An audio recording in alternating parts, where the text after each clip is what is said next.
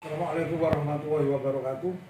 Selamat berjumpa kembali dengan podcast Gus Kampung.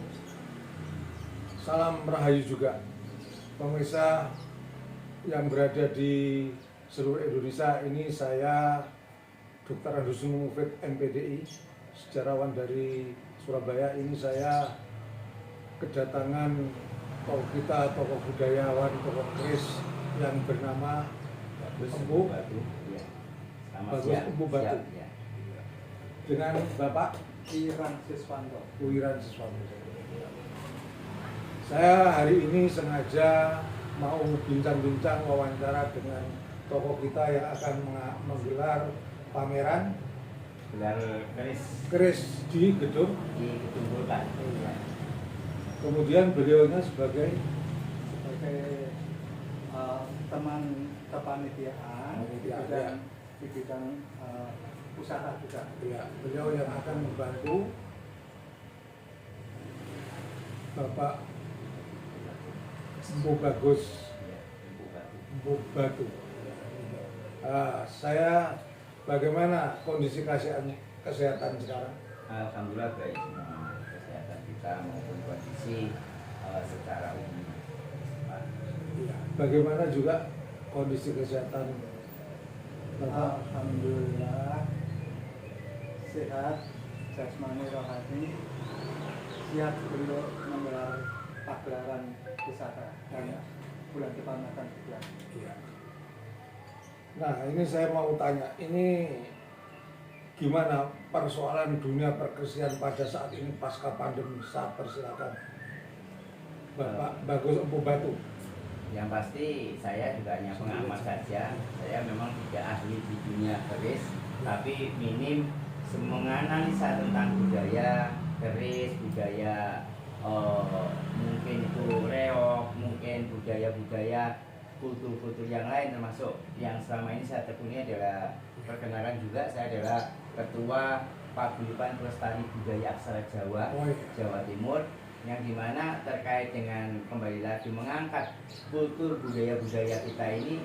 Untuk tentang pusaka atau keris itu sebetulnya eranya itu baik itu zaman maupun keadaan, tak rasa ya tergantung dari masyarakat itu sendiri. Misalkan kemarin pandemi memang semua itu mengalami suatu penurunan, yaitu di semua segmen, tapi tidak menutup kemungkinan apapun justru banyak para pusaka-pusaka pada waktu di pandemi itu dijadikan prosesi ritus, prosesi apa ya, semacam doa sebagai penghantar untuk menghalau daripada pagebluk ya, orang Jawa bilang itu. Itu memang kemarin kami sempat mengikuti salah satu ritual itu sama teman-teman.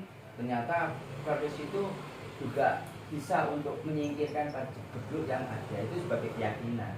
Nah, terkait dari kultur pusaka atau keris itu sendiri merupakan suatu keyakinan, tapi secara berkesinambungan dalam bentuk transaksi ya, kalau saya bilang transaksi ya masih ada saja waktu itu teman-teman yang terjadi transaksi jual beli di kondisi pandemi saat itu. Nah, dengan sekarang berakhirnya pandemi dan kembali lagi keadaan sudah normal, tentunya kami sebagai penggiat budaya sangat mengapresiasi kembali tentang adanya pusaka atau keris. Makanya ini rencananya sama VC, sama tim-tim panitia yang lain, kita mau mengadakan kegiatan gelar keris Nusantara. Kemudian menurut panjenengan gimana komentar tentang perkrisian saat ini? Perkerasan saat ini menurut saya ya, yang saya amati itu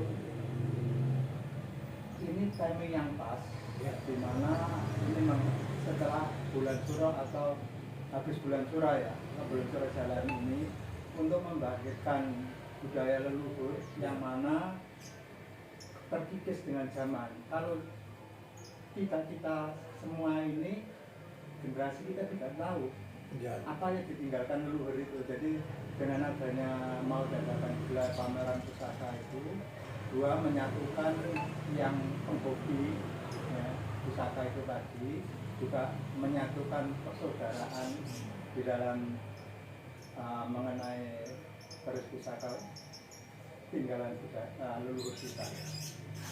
Ya, kemudian mengenai pusaka, ini rencananya akan ngajak pameran. Ini atas nama apa?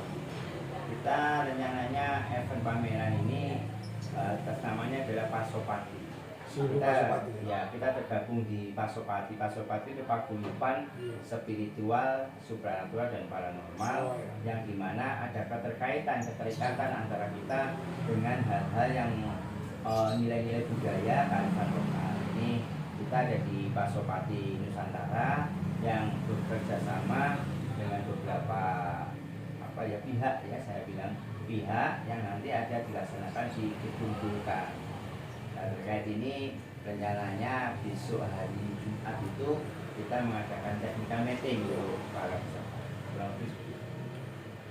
Pesertanya dari mana aja? Ini tingkatannya Jawa Timur. Jadi kita kemarin sudah mulai peserta itu dari Malang, ada dari Pasuruan, dari Lumajang, sampai Tuban, terus dari Mojokerto, dari Sidoarjo, ada hampir 10 kabupaten kemarin yang sudah mendaftar. Mendaftar. Ya, ya. Dengan memamer keris-keris yang era apa ini kerisnya? Yang pasti sih Majapahit, kalau ada Majapahit, ada Kediri, nah itu ya tergantung dari para koleksi, dari teman-teman yang dia miliki. Itu rencananya gimana? Apa dijual apa hanya dipamerkan? Ada dua, ya, ada yang khusus itu hanya dipamerkan, ada ruang pamer sendiri. Yang kedua itu memang ada yang dijadikan bursa itu adalah jual beli. Jual beli. Iya, pusaka di area tersebut. Itu diperkirakan sampai berapa? Itu gimana? Berapa juta apa berapa miliar apa? Wah, kalau itu sih ya relatif. Oh, relatif. Ya, karena kan pusaka itu kan ya tergantung dari nilai benda itu sendiri. Mungkin gini saya lebih tahu karena di sini banyak terjadi transaksi pusaka di sana. Ini berarti Mas Ses yang tahu tentang jual menjual keris ya. Saya persilakan komentarnya. Saya sih cuma sedikit ya di beberapa masalah pusaka ini. Pusaka ya. Inisial saya aslinya itu ada di Permata dan Batuan. Oh ya. Jadi masuk antika dan mungkin untuk teman-teman ini juga saya sekedar menghibur, mengajak ya. Ini kesempatan Mas yang dimana pagelaran ini diadakan dan semua dapat gratis Bu ya. Gratis. Gratis bagi yang luar kota pun kan juga Ada fasilitas ya. Ya, penginapan gratis. Nah, ini kesempatan satu silaturahmi, dua juga itu mengenai pusaka itu kita kan bisa sinergi ya dalam hubungan mengenai ini jangan lupa kemudian 3 hari ya. Iya, 3 hari kan. 3 hari kesempatan untuk pembukaan wisata di situ sama teman-teman yang pegiat pusaka atau barang antik juga bisa masuk ya. Ternak lagu mulia, apik, bahkan lukisan mungkin kalau ada tempat sudah disediakan juga Bu ya. Ya bisa mungkin teman-teman saudara sehobi monggo kalau mau mengadakan silaturahmi sambil kita jualan, ada tempat nanti 1 bulan lagi di Gedung Vulkan di Jalan Ayani depannya supermarket itu. Tapi ada 2 rumah itu, satu itu. Pemirsa, ini sangat menarik bahwa pameran keris atau pameran pusaka keris ini pesertanya ini dapat fasilitas yang bagus. Kalau di tempat lain itu biasanya membayar, tetapi di sini gratis. Bahkan ada penginapan. Diberikan ada berapa stand yang disediakan? Kita siapkan 50 stand. Oh, ini pemirsa ada 50 stand. Panjenengan yang berada di berbagai daerah, silahkan untuk mendaftar kepada panitia karena ini di Surabaya adalah merupakan yang pertama kali ya. Iya. Ya. Ini menaramadinah.com juga membantu dalam rangka publikasi. Kemudian harapan kepada masyarakat bagaimana? Apa jarang itu datang berburu melihat pusat-pusat ini?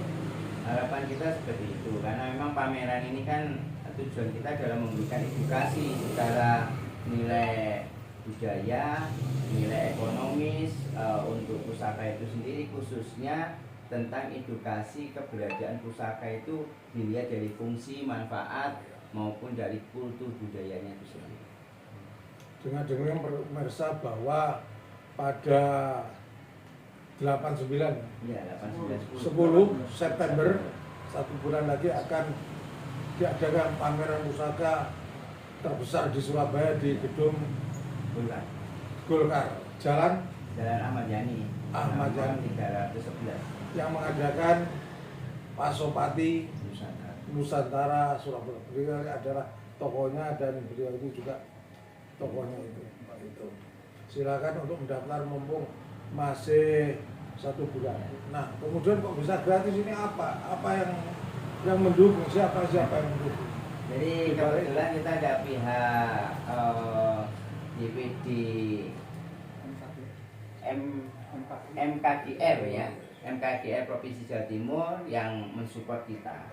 Dan itu sudah disiapkan semua fasilitas tempat maupun meja, bahkan ini mejanya itu kalau disambung itu panjangnya hampir 100 meter. Ya. Karena satu meja itu 60 kali 2 meter. Kalau ada 50 berarti panjangnya 100 meter. Ini juga akan menghadirkan hampir 1000 pusaka lebih. Kemudian rencananya besok hari Jumat ada, ya silakan untuk disampaikan. Ya, monggo para penggiat budaya, para pecinta pusaka atau mungkin peserta yang berminat besok jam 2 hari Jumat 11 Agustus kita mengadakan technical meeting yang dilaksanakan di gedung Golkar. Itu monggo kalau dari teman-teman atau mungkin saudara-saudara penggiat budaya atau yang punya koleksi keris mau dipamerkan atau nanti mau ada transaksi, saya persilakan untuk segera mendaftar. Dan besok itu acara kita akan mendatangkan buyer. Jadi baik itu masyarakat juga bisa memiliki maupun dari buyer-buyer yang sudah kita hadirkan. Kurang lebihnya seperti itu. Iya, terima kasih. Kemudian gimana pesannya terhadap para peserta yang besok akan terjun untuk saya menghimbau teman-teman yang mempunyai keinginan besok datang, jadi ada undangan jam 2 itu ya. Jadi tahu langsung lah, lebih enak daripada kabar itu yang kita tidak tahu bisa ditambahi dikurangi. Kalau datang langsung terus besok bisa menata, minta setan di mana-mana. Kalau tidak mendata besok, takutnya pesertanya membludak yang nggak manfaat. Kan gitu. pemirsa yang saya hormati, inilah wawancara dari Gus Kampung dengan Bagus Batu dan Ki Ransiswanto. Rahayu, terima kasih atas perhatiannya. Rahayu, Rahayu, Rahayu.